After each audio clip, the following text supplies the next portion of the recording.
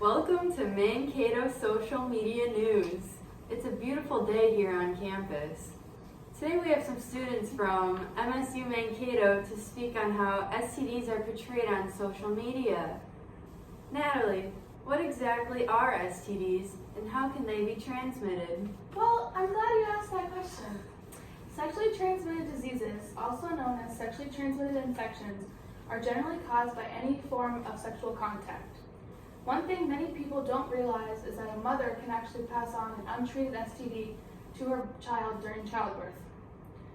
It is also important to note that STDs can be transferred through oral and anal sex rather than just vaginal sex. One very common STD is the herpes simplex virus. Herpes is split into two categories, herpes simplex virus 1 and herpes simplex virus 2.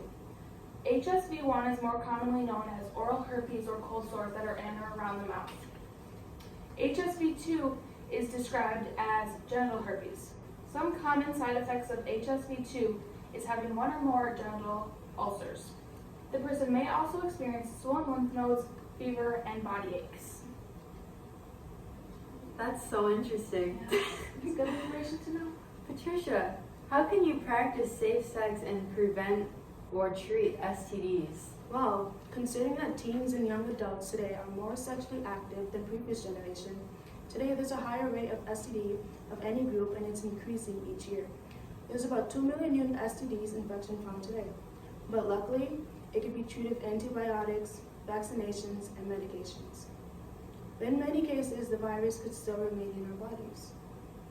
So for many of us, I highly recommend avoiding any STD no matter what it takes. It involves, even if it involves asking for the body count or getting an STD checked out. Really choose your partner with care.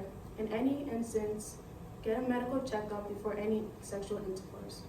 Also keep in mind that an STD can be transmitted through same sex as well.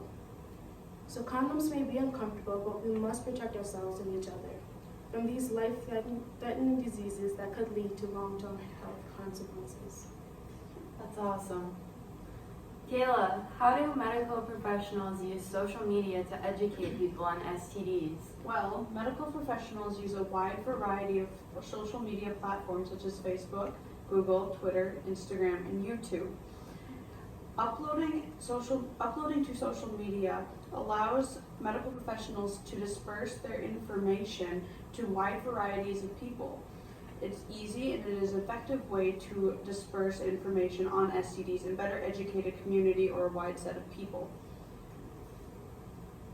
Ways medical professionals spread info on STDs is through surveys, blogs, pop-ups, and one way that they conduct surveys is they will conduct a survey in a community base and then they will upload it to certain newsletters, magazines, informing people on that survey. One survey conducted, out of the total amount of people surveyed, 59% of the people taking the survey said that they could get 0 STDs through oral. False. Some of the reliable sources people can use on Google would be mayoclinic.org, WebMD, or the Center for Disease Control. Very good information. Anna, how is social media negatively portraying STDs? Well, research regarding social media and sexual behaviors linked negative sexual behaviors to social media content. They found that people who were exposed to other sexy self-preservations on Facebook were 1.15 times more likely to have had sexual intercourse and 1.18 times more likely to have had oral sex.